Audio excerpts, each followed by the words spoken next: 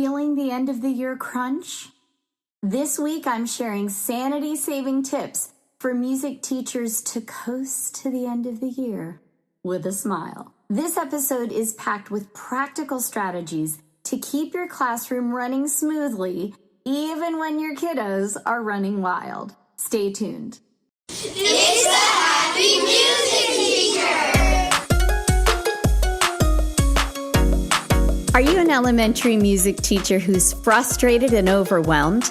I'm Jeanette, a happy music teacher who loves teaching every day, but it wasn't long ago I was in your shoes. Join me Wednesdays to help you find happy in your music classroom. You're tired. You're done with student misbehavior. You are over it. And the students, they're over it too. We are all ready to sit back, relax, and enjoy the summer, but you still have some time left. So here are 3 things to keep in mind as summer slowly creeps up on us. Number 1, your students must have structure. It is so important that they have structure because if things are not structured in your classroom, here's the deal. Things are not structured in their regular classrooms. And that's okay because your classroom teachers have the power. They can bring the hammer down. You don't have so much power. And we know that, right? There just aren't a lot of things you can do. So you need to keep the structure in place. Now, I am not suggesting that every lesson needs to be very structured. I am suggesting that you don't, just let things fly off the rails. It's easy at the end of the year when you're tired to, kind of let go of some of the structure of your classroom, but especially with your little ones, you want to make sure that, number 1, there is an entrance song, just like there has been all year, or an entrance activity. Number 2, there is lots of movement and there is a steady progression of your lesson plan. Number 3, there is a wrap up at the end. You want to make sure that the structure stays in place because that is going to be much more comfortable for your kiddos and is going to really, really help you because you're going to be more focused because you have to be. Number 2, your kids are tired. Just like you're tired, they are tired too. They have focused. They have learned. They have grown as humans.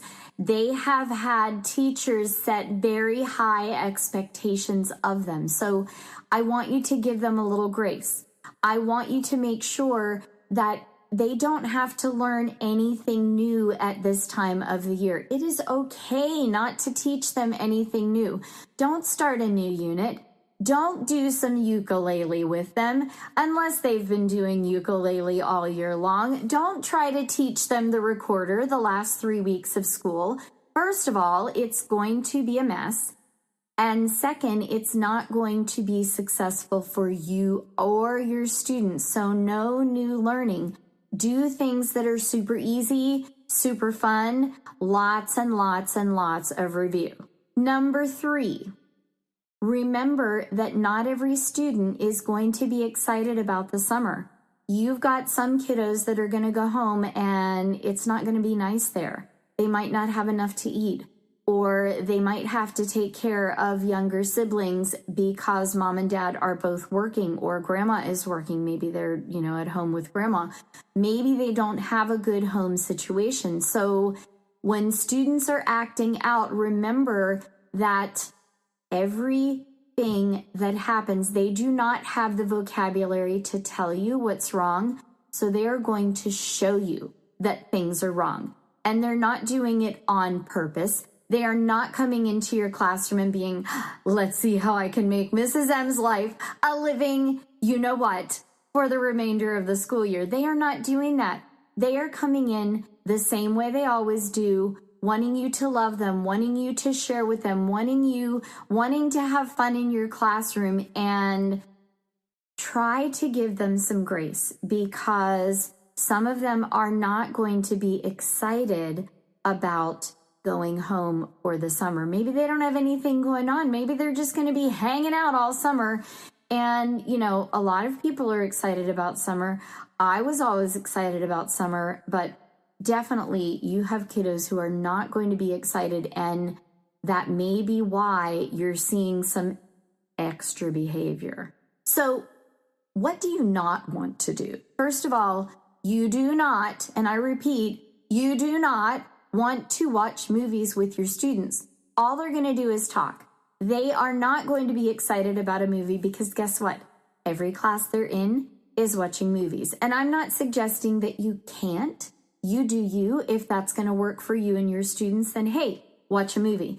What I suggest instead is a video where you're not having to teach. They're getting a little bit of review and they are able to do some things that are fun and active and engaging, more of a lesson plan, if you will, that works much better than a movie at this time of the year. Number 2, you do not want to do any projects that are sedentary. They don't need to be sitting down. They don't need to be thinking. They truly don't even need to be talking much because guess what? They're going to be a mess. They're going to be arguing with each other. It's not going to be fun.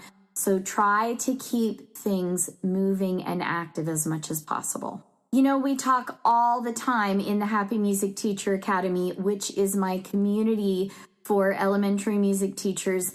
We will talk about how important it is to gauge where your students are at and not to just kind of power through with your lesson plans. You want to make sure that if your kiddos are tired, we have that wonderful advantage that nobody's telling us what to do and how to do it and in what timing to do it. So you can gauge where your students are at. And again, we talk a lot about this in our collaborative events in the Happy Music Teacher Academy.